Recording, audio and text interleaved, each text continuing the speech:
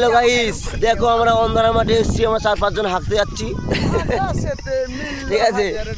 সকালবেলায় রোয়ার আগে একটু পায়খানা করতে হবে, নাহলে সারাদিন পেট ব্যথা করবে।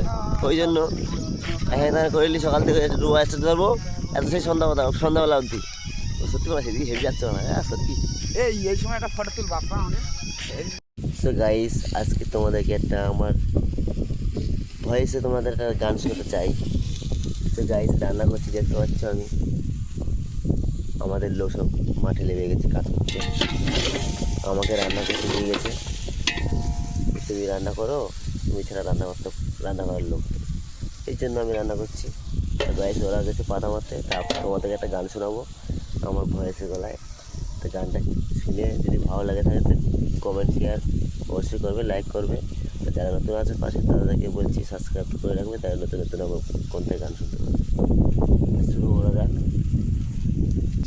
জীবন কেন এত রং বদলায়, কখনো কালো মেঘ, কখনো ঝরবে, কখনো প্রেমিক আবেগ এসে নিজেকে জড়ায়। এ জীবন কেন এত রং বদলায়।